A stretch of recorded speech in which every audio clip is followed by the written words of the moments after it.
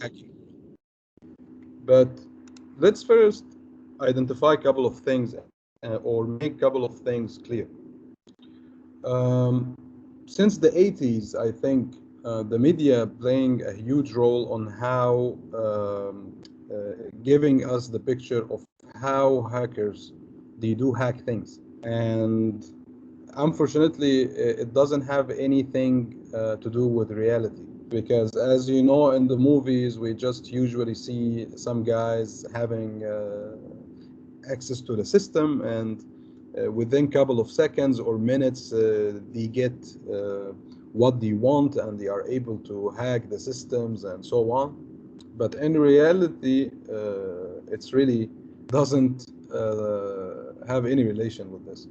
In reality, hackers, first of all, there are some characteristics that hackers they have, most of them, or the good ones.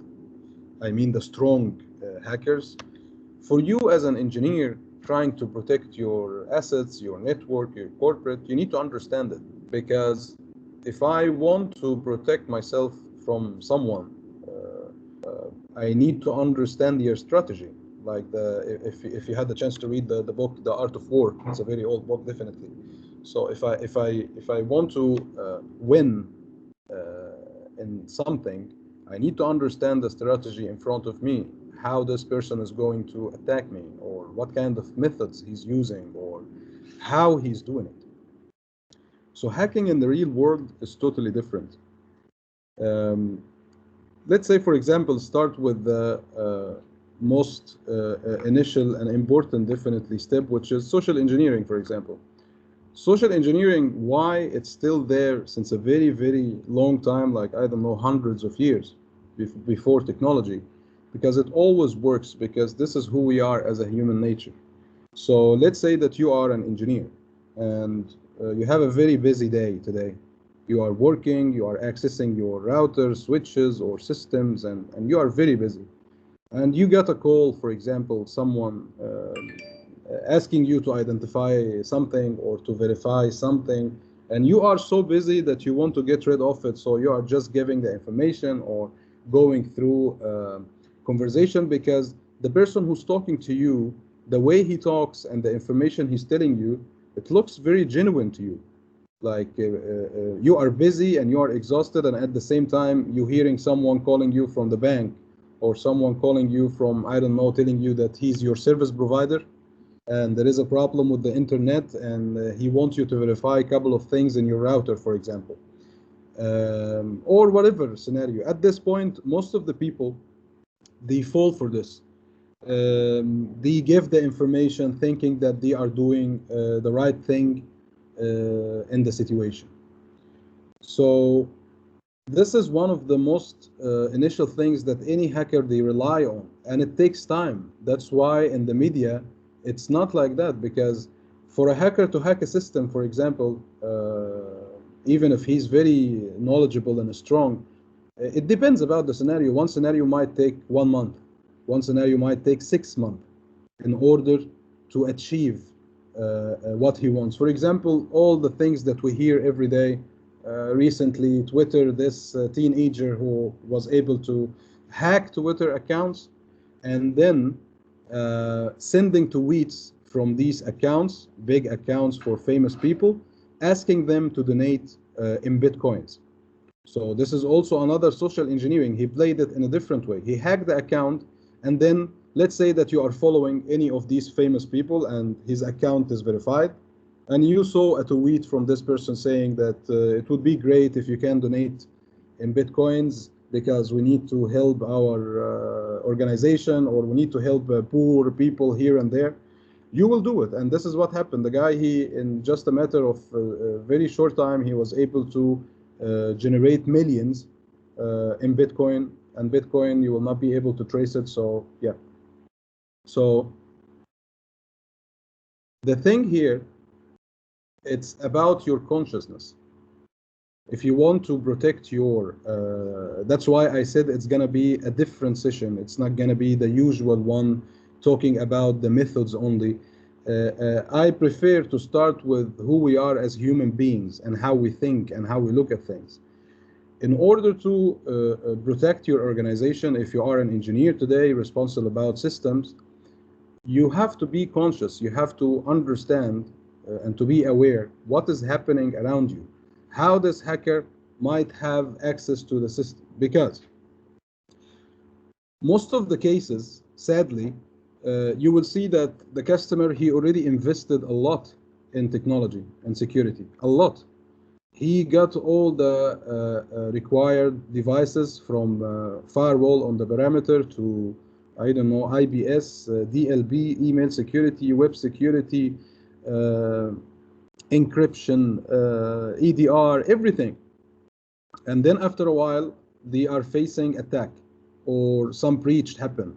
And then it's going crazy because if I'm a CISO or IT manager or IT director in this place, I will be wondering, like, how come I invested all of this money in all of these solutions and I ended up being hacked? Because the matter of fact, it's not about how many devices you have or how many technologies you have. First of all, it's about how you configured it. And this is one of the elements that the hackers, they rely on all the time. Because maybe you have a very strong next generation firewall, but you don't have really an expert engineer that he knows what should be done on it, or maybe you relied on the professional services and then after that you decided that everything is okay and you don't have to do anything else. And here you are starting to create gaps in your network by your own self. Some systems that might need some updates and you are not aware of it, or you plan this update to be, I don't know, later on, or and so on. So I will imagine myself as a hacker to give you an example of how hackers thinking. First of all, a hacker definitely need to identify his target. And there are multiple reasons we have today on the purpose of hacking. Maybe it's related to, Ayman is asking a question. I appreciate it, Ayman. At the end of the session, I will just give like 20 minutes, 15 minutes for all the questions. So definitely I will get back to your question as a first answer for myself. So I was saying that hacking is so many purposes. Maybe we have something called script kiddies when someone wants just to show his power. And this is, I consider it the most dangerous. Why? Because he's a hacker, he's a new hacker, he's using tools that already developed by experts, and he wants to show himself that he's capable. So he will choose, I don't know, random website to hack it in order to prove to himself that he's powerful or he's able to do it. We have definitely things related to politics, things related to business, competition. Maybe I want to hack my competitor in order to get valuable information that will let their stock goes down in the market or cost them reputation or something. So many reasons. So let's say that we identified the reason. Now I know what to hack. Again, I will go back to movies. Why I said it doesn't have any relation to do with movies, because it's not like that. I will show you at the end actually what happened in the system. That's why I opened the system, to show you the opposite of the story. So first of all, I will not touch any systems actually. I need to understand more about this target. So if this target is an organization, for example, I have a couple of things to do now. Maybe I will go to LinkedIn. I will go to employees to see all the employees that are there. And if I'm a smart hacker, and that's why I said I will start with the human skills, I will pick my victim based on a couple of things, based on my experience. And I will think that this person might be my victim. So I will just send him a message, a friendly message, trying to offer him something might be interested to him, because I will take his name on LinkedIn, and then I will start to search this name on the web, dark web or Google. Maybe I will find his Facebook account, and maybe by a chance he's kind of a person that he like to share things public, not only with his friends. So I will go to see some pictures. Maybe I will go to see some posts that he's interested in, things that he usually like to share. So I will use a couple of things from here and there, as much available information as possible, because also on the other hand, maybe this person, he doesn't have information on the internet. Maybe he's not on social media. So I'm talking about all the options. So I got to know my target. I will send him a message on LinkedIn, because maybe it's a professional platform and it's more serious. And I will start a conversation with him in a way that he might like it.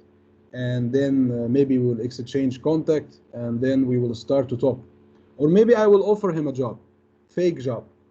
And then when he talks to me, me as an interviewer, definitely I have all the rights to ask the technical questions. So I will start to ask, what are you doing today? What do you have in your environment? Do you have experience in firewalls? Do you have experience in this? Do you have experience in that? I will just get an overview about your network, because some people, they like to respond without thinking. Like maybe it's an interview and he's excited, and maybe he will get panicking, so he will start to say like, okay, yes, actually we have the best firewall from this vendor, and we have actually this solution, and I have this and I have that. So I'm collecting information because definitely I will not be able to go to your data center. So I will try just to understand what you have. I will not be able to get to know everything, the whole setup, but I need to know what are the major things you have as a security. If I got to know the vendor name, that would be great, because as a hacker, I will take this, I will go to the deep web, or I will go to many websites that they have the latest vulnerabilities about the systems, and I will say that, okay, maybe I will try this vulnerability. Maybe I will exploit this way. So it starts from here. It starts from trying. So that's why in the hacking community or society, they have a very famous word or two words, keep trying. Always keep trying, because this is all about hacking. One of the major differentiations between hackers and engineers, that hackers, they will never fed up or give up. Engineers, they just go and take trainings from very well organizations, and they try to follow just the steps to configure this, to configure that, and they are not interested to know more once they feel that they have the enough knowledge to do the day-to-day job. With hackers, it's not like that. It's an endless journey until they die. They never give up. So don't think that if the hacker, he was trying to compromise your network for 1 month and he couldn't, he will fed up. No, because it becomes a challenge for him, because he wants to achieve this. And the more it becomes harder, the more he will be passionate about it. So they will never stop. So we spoke about social engineering and how hackers, they might try to get information. And social engineering, definitely, there are so many methods and concepts that require a session by itself. But just as an overview, social engineering is the art of getting details from people, letting them think that I'm a genuine person or I do it for genuine reason. This is social engineering. It might be over email, message on social media, or maybe a phone call from a company that you are dealing with on daily basis, that I got to know this and I will take identity, like fake identity, to talk to you. After that, I need to gather more information about these systems. So now I know that you have 1, 2, 3, 4 of devices. So I can do a lot of things. I can start very basic. So what do you do here if you are not familiar with Kali Linux? It's very straightforward, but because it's a command line, we got the perception that command line is something very complicated and it looks mysterious, like something looks hard to understand. But it's once you understand it, it's very simple, and that's why it's very simple for them. So here, for example, in applications, I have a lot of tools. So this is how the hacker will start his journey with the system. And every tool is designed for a specific purpose. But do you think it ends here with these tools that we are going to talk about some of it? No, because hackers are types. There are hackers, as I said, that they are using tools that already been existed, automatic tools, and there are very, very expert hackers that they have huge programming skills. So what they do, they create a custom tool for the purpose that they want. So this tool will not be exist anywhere, because as a hacker, I will just create it to do a specific purpose or a specific reason. So I will customize it based on my needs. So these are the common tools. But before that, something I forgot to explain at the beginning that will also give you an overview about the types of hackers that we have and why I will explain this. As of now, we have the most common three types that we know. We have the good hackers, that we call them ethical hackers or the white hat. We have gray hackers that they are in the middle. And we have black hats or bad guys. Ethical guys is the guy that he decided to gain the knowledge in order to help organizations to defeat attacks and to protect itself. So he's a hacker, he have a good experience, but he decided to be ethical. So he's doing penetration testing to help companies and so on. Gray hat, he's ethical, but he doesn't want to do it as a profession. He's doing it as a hobby. So what they do usually, he will just choose a website, for example, something that he cares about. And then he will go and try to find any weakness in this application.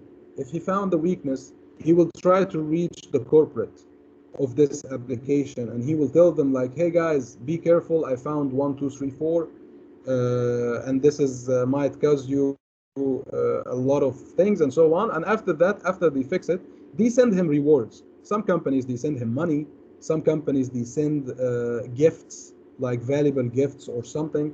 Or if it's a small weakness or something not important, maybe they will just send something something small as some sort of thank you.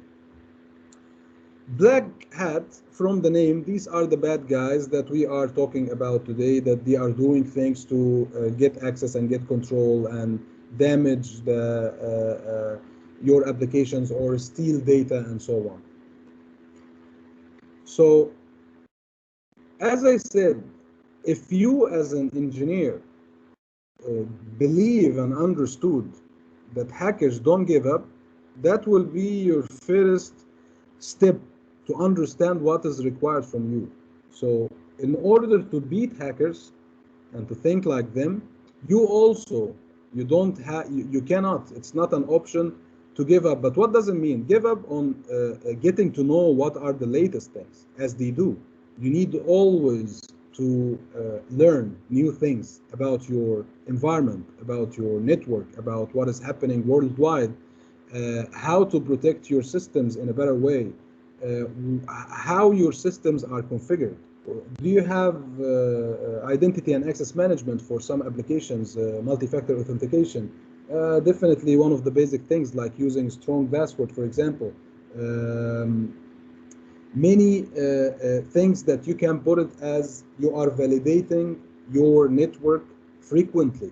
It's a non-stop job. If you want to beat hackers and think like them, your main job is to validate your network every single day. You need to understand what are the things that need to be updated, what are the things that I need to take care of it. Why I'm saying this?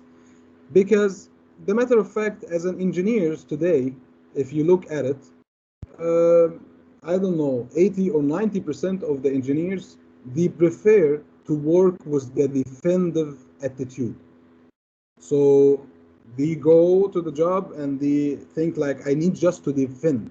So if you are thinking about that you need to defend, now you are putting yourself as a victim for the hacker, because you don't care about what is going on. You don't care about how the hacker is going to do it. You are just concentrating that I need to have systems from all the well-known vendors and just place it in the data center and configure it, and that's it.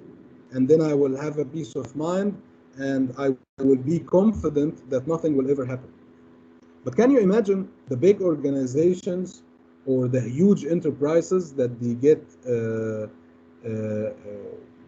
get attacked recently? How this happened? They have the most expensive technology and security in the whole planet, and it's still happening because there are gaps, there are weakness, there are back doors that most of the time, because we are busy, we don't really see it. So validating the network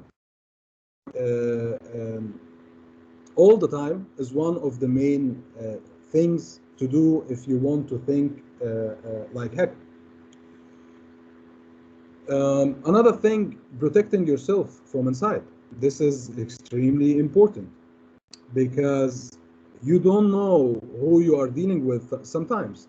Maybe you have a new colleague that it's not really a movie like movies, but sometimes it happens, and there was so many cases like that, that there are hackers, they do their best to get a job in a certain organization that it's a target for this guy, and he go there to spend the probation period.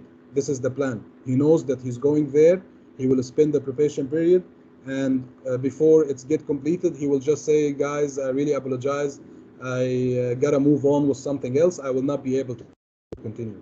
So during these 3 months, definitely he will try to be extremely friendly. I'm not telling you not to trust people, but you need to trust yourself first, and your mission definitely is to protect your assets. So before I build trust with someone I don't know, I have to give it time. When it comes to systems, if we are talking about friendly way, having coffee together, talking about normal things, movies, music, or what's happening globally, that's wonderful. But when it comes that someone is reaching me out to ask me about the systems and to ask me about what do we have here, and he want to know every little details from the beginning, this is suspicious. This is something that I have to think about. I have to give him only what should be given to him, and I have to act that these assets is going to destroy it if I'm not conscious, or if I'm not really aware of who am I talking to or what am I doing.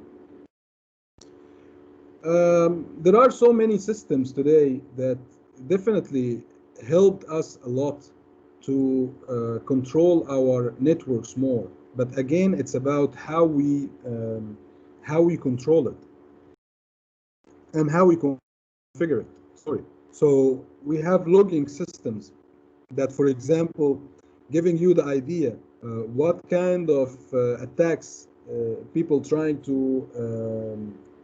apply to you, or do exploitation on your network, and from where it's coming, from which location. So you will be able to understand that you are a target from here or from there, and then you will see maybe it's a competitor, maybe it's for this reason, for that reason. But this is a very high level that not really important as much as you as an engineer or as an expert, how you do on daily basis, what you do on daily basis to protect your network. So as I said, hackers, they don't give up. So I will go back to our steps that we are talking about. I made social engineering. I will come now to the system. So now, if I have something in hand, like a domain name or anything that I can scan, I will scan it. So you have here, for example, in information gathering, I need to gather information. These tools are scanning tool. What does it mean scanning tool? I will give it the information that it needs, but for because I'm representing Ingram Micro in the session, I will not be able definitely to perform any task. I'm just explaining to you because this session is recorded. So here, for example, I will just It's very simple. You write nmap, and then you write a lot of things. So how hackers they know all of this? This is another important thing to explain to you how they learn. Hackers, they don't know everything. They get what they want on the spot. This is the magic about it. Because what if I don't know anything about nmap, for example, as a hacker, and I want to use it now? That's why Linux is the most easiest, or command line, the most easiest thing in technology. I will just write, I don't know, maybe I can write man nmap. So man is a shortcut for manual. So I write, I need the manual of nmap. So it will give me description in details about nmap and what is it, and it will give me examples of how to use it. So if you want to do this, write nmap-a capital -t4 blah blah blah. It will show you, he's giving you an example here. So this is an example of a scan. So once I scanned, I found that these people, they have Apache server, or maybe SSH port is open, or maybe, I don't know, they have, maybe sometimes there are some information about the version of the operating system, and they are using Linux 2.6 blah blah blah. So this is a very basic scan. I can make it much more advanced, or even I can use more advanced tools.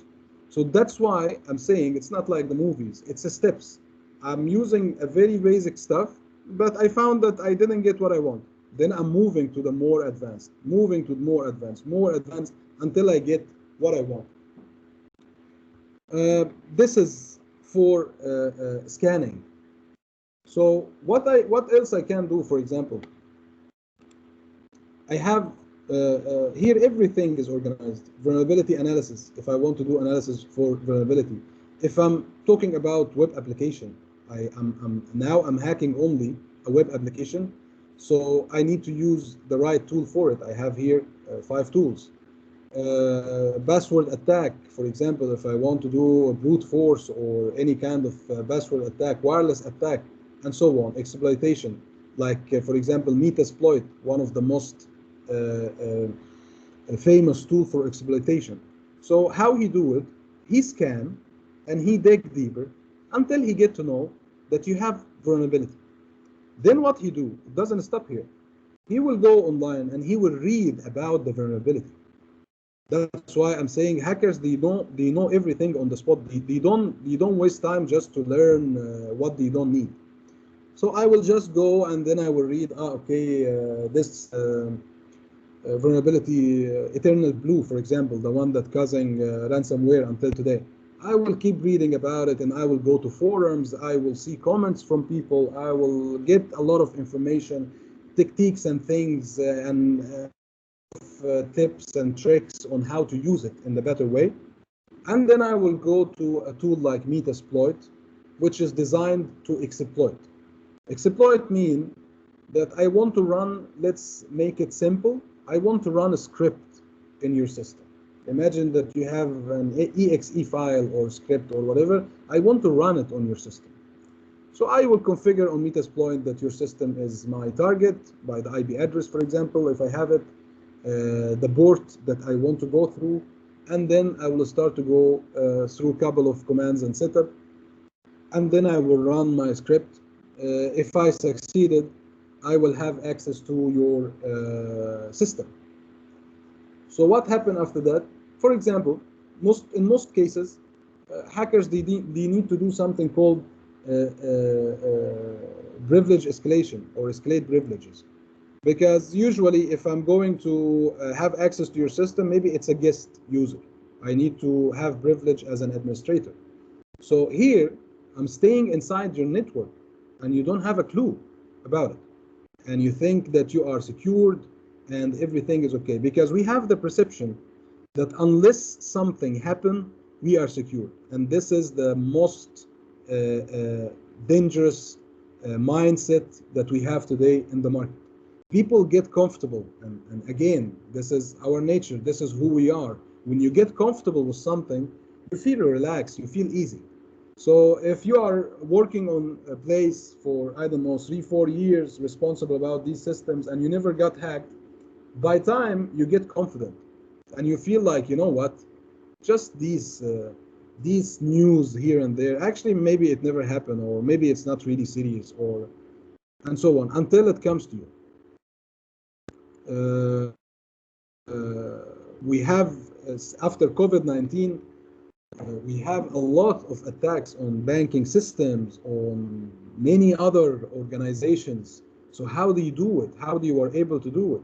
They take these vulnerabilities and they sell it on the black market.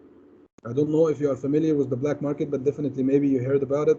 It's a place in the dark web, or the deep web as they call it, where you have a lot of websites to trade vulnerabilities. So I will go there and I will say that I found this vulnerability and I'm going to sell it for anyone for $100K, for example, 200K. So this is 24/7 people making millions and billions from this, while we thinking we are secure. And then someone will buy it for his own reasons, maybe because he want to, as I said, maybe it's a competition that he want to destroy, and then he will attack you.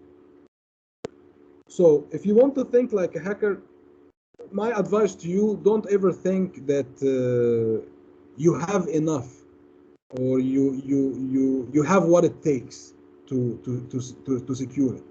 If you are an engineer and you want to think like a hacker, I advise you that don't ever treat yourself that you know everything, because you work since 10 years or you work since 20 years and you got a lot of certificates. You think that it's done. There is nothing more to learn. I know everything. I know what it takes.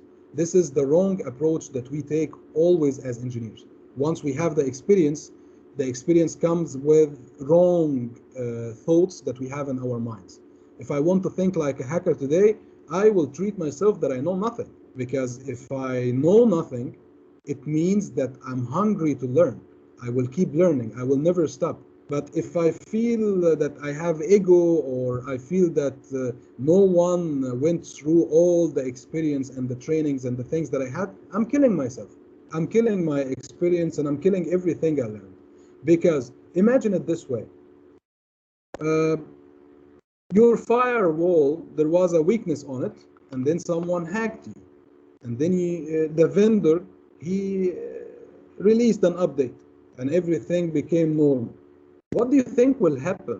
It's a non-stop game. Another hacker, he will try to find a new vulnerability in this patching, in this upgrade, or in this release. And then the vendor will come back again and will put release again, and it's like that for forever. So if I understand this concept, it means it's an ongoing game. If you want to act strong in this game as an engineer, building a really solid experience and protecting yourself from hackers, and making your network or environment secured, you have to always learn. You have to always keep an eye on your systems and what is happening with it, who is accessing this, why they accessing this, why they have this permission. You can't have the attitude of delaying things. Like, you know, for example, that I don't know, this person, he left the company today, he resigned, and he still have access. But the matter of fact, he was my friend. He was my best friend. So that's why I know that it's fine. It's fine. You know, tomorrow morning I will remove it because it's okay. These kind of attitudes, yes, it might happen. Yeah, he's a good guy, and maybe he's moved on with his life. He will not even remember this or access this. But why you are giving chances for things to happen? This is it. This is the thing. So your mission as someone thinking like a hacker is to look of the deepest details, because as you see in the screen here, I look in the deepest details to attack anything. I made a scan. I will filter everything. I will just read every line. I will see what is happening here, what kind of this, Debian, Ubuntu, blah, blah, blah. I need to know everything. So if you are willing to protect yourself from hackers, you have to have the same passion. You have to spend the proper time on your systems. You need to verify your policies very quickly. What kind of policies I have on the firewall? How this IPS is configured? How this DLB is configured? What kind of categories allowed on the web security, and what kind of things that I need to control, or it's a big world, and you will not achieve it in one day. But if you are building something day by day, when you look back, you will see that you are going in the right direction. And that's why you are trying to protect your assets as possible as it could be on what we have as of today. You need to be aware of who's talking to you, why he's asking you this question. This is the consciousness.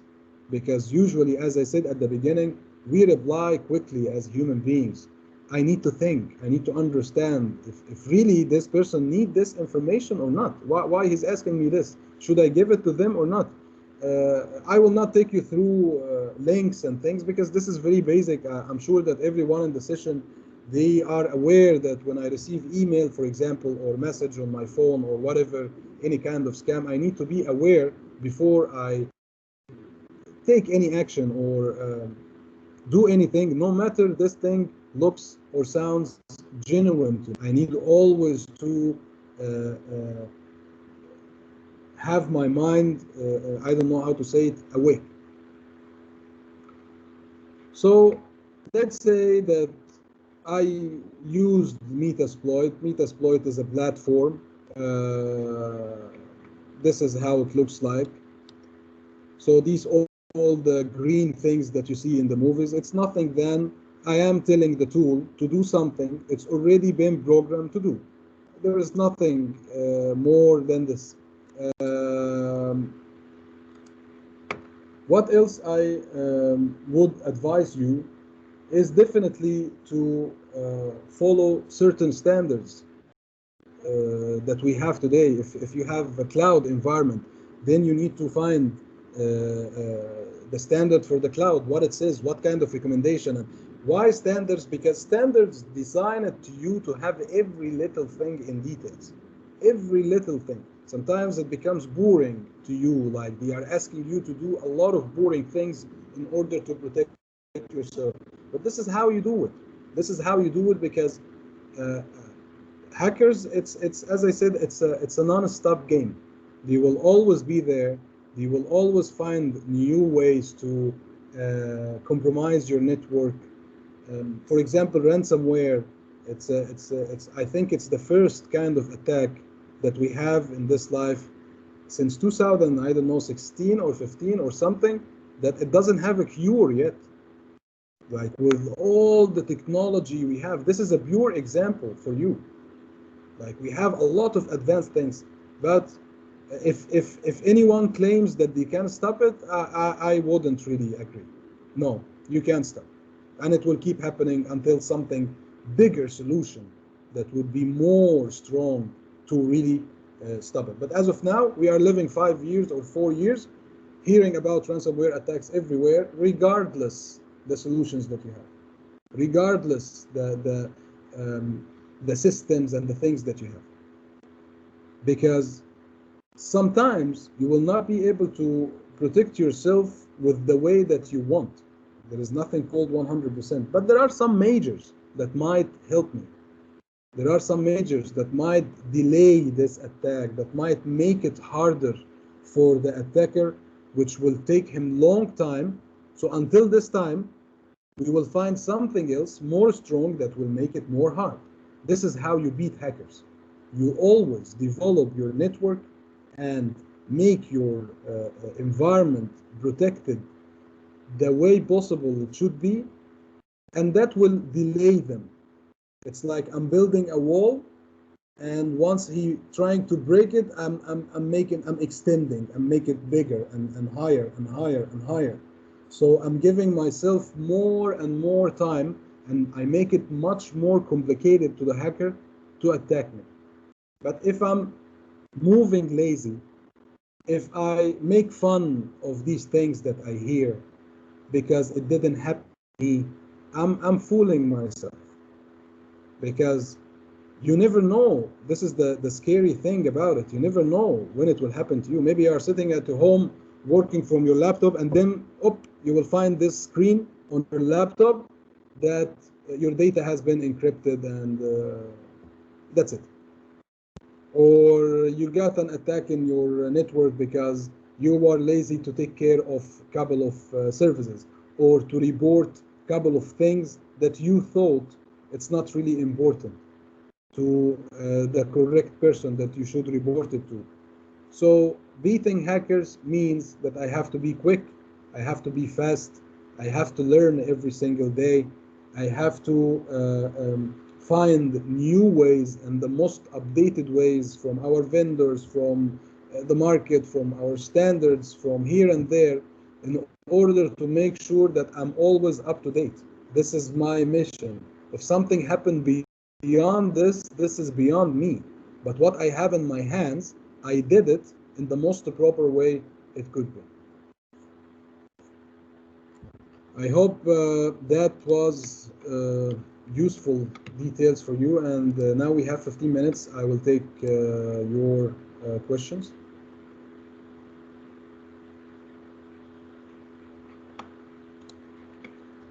So what we have here.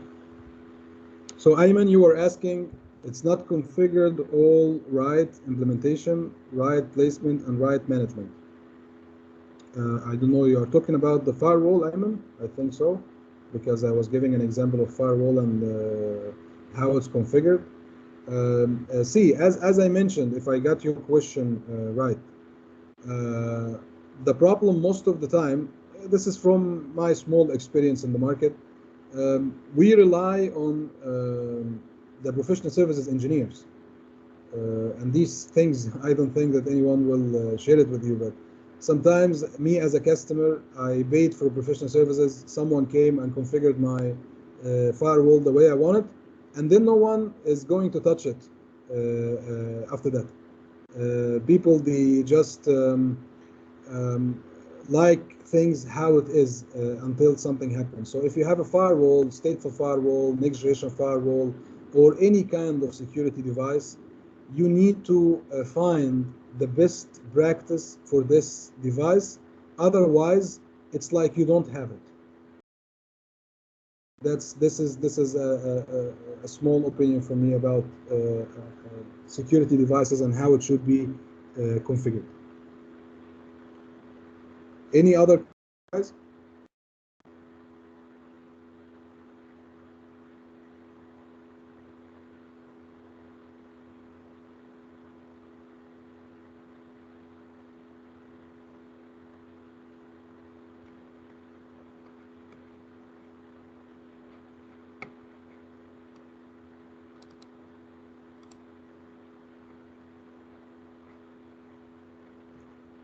Okay, I think you don't have questions so far in here.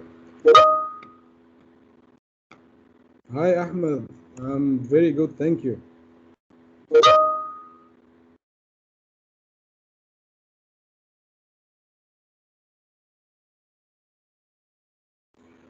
It's a very good question, Ahmed. I will list a couple of tools definitely, but DDoS, it's a very, very good question. The problem with the DDoS, it's, I don't know, it's like a Tom and Jerry, you know. Let me explain to you. You have in your network, you have bandwidths or capacity of, I don't know, 100 gig that you can handle, and I'm giving you 150. And then this system is falling apart. And then the vendor is creating more capable device to handle more. So the problem with DDoS, it's not a virus, as you know. And it's very hard to control. That's why today they say DDoS mitigation.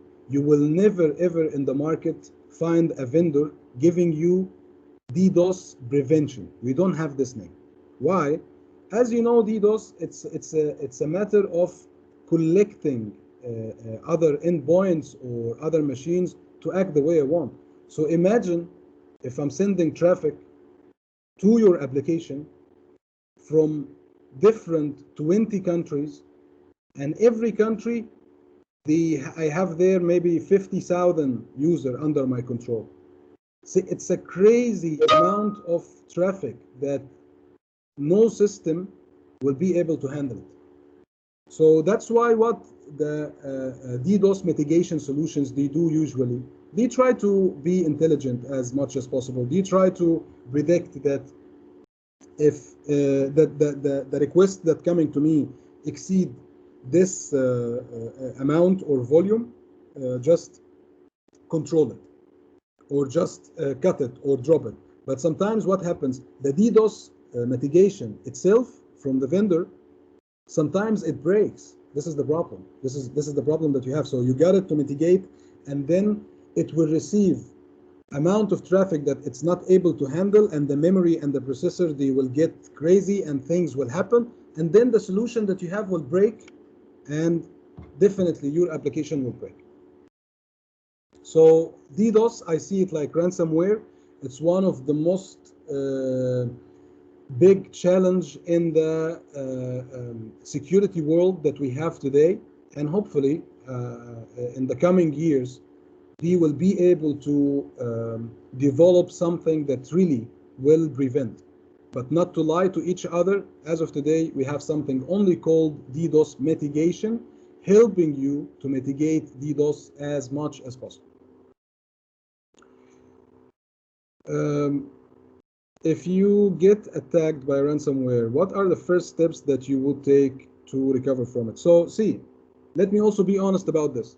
You will not be able to recover from ransomware, even if you pay money. The first thing you need to do is to isolate these machines. The first exact thing. Like, you got it now, isolate this machine from the network now. Don't ever plug it again until you fixed it or you removed whatever on it. The problem with ransomware, let me explain it to you this way.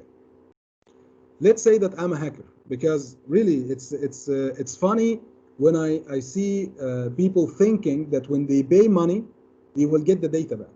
Let me explain it this way. I'm a hacker sitting here in my home. I published or distributed my ransomware attack all over the world, and I mentioned my Bitcoin address or my account address. Great, great. I'm sitting here. I keep receiving money, Bitcoins, but I will never know from who. So how am I going to give you your key back and let you decrypt your data? That's why it will never happen. Because as a hacker, I don't care. But I have to tell you in the screen something that will make you send the money. So that's why we always advise people who get hacked by ransomware. I know it's loss, but forget it. Don't pay anything, because you will not get anything. What you need to do, you need to isolate your machine or machines.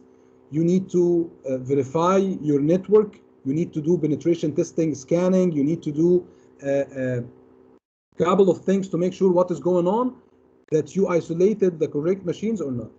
And definitely, you need backup. If you want to defeat ransomware as of today with the minimum tools that we have, you need backup. So you need, I don't know, in our life today, daily backup, I would say. You need daily backup of your data if it's really valuable to you, if it's confidential.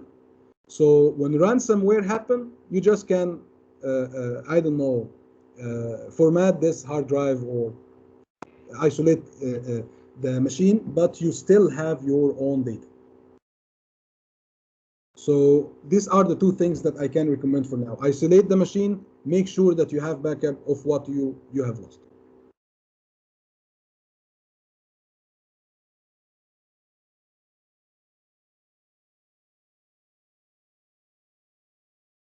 So guys, any other question?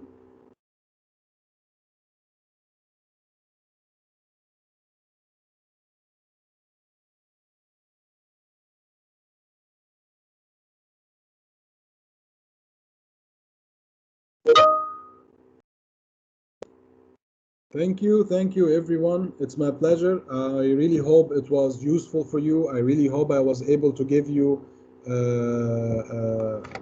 something valuable, something that help you to do something to help your organization and day-to-day business.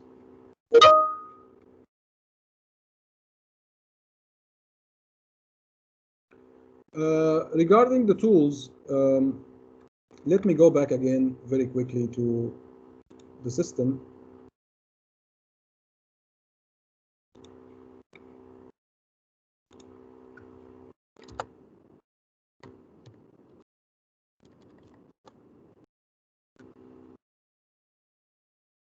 So the most common tools, you will find it all here. The most common tools, definitely, when it comes to scanning, is Nmap and Multigo. Multigo is a very comprehensive tool. It's not a command line; it's a GUI. Multigo allow you to search by a lot of different types. You can search by email, by phone number, by address, by person name, by domain, by DNS, by IP address.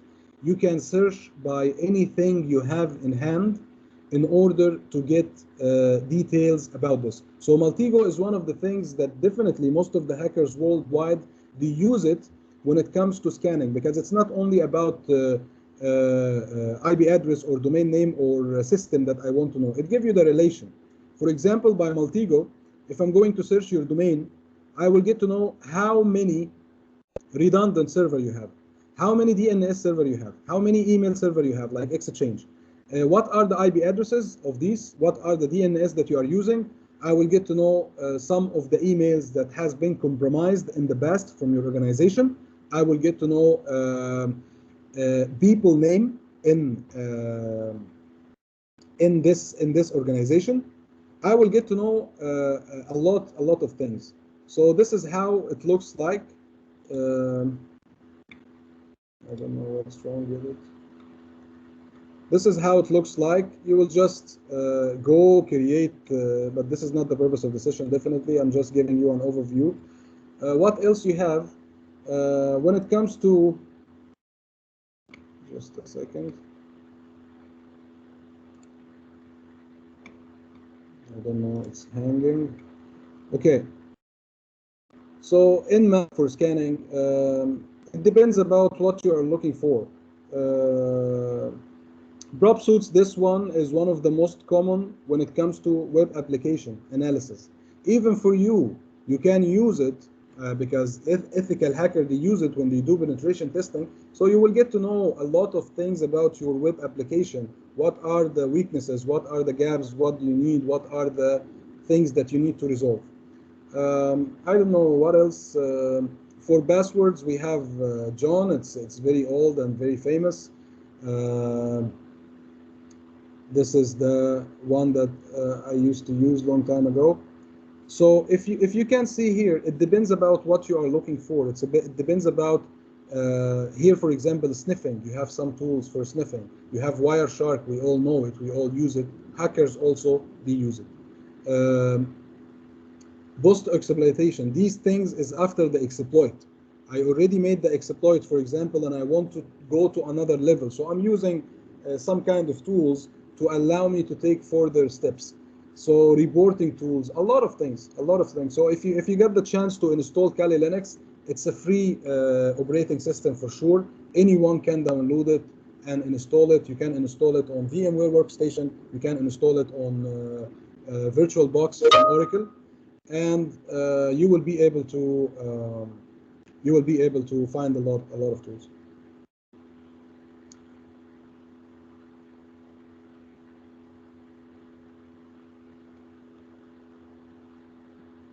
Thank you, Ablash. Thank you, everyone. Once again, I hope it was useful and informative to you. Thank you so much for your time, and I wish you a wonderful day and a wonderful week ahead. Have a good day. Thank you.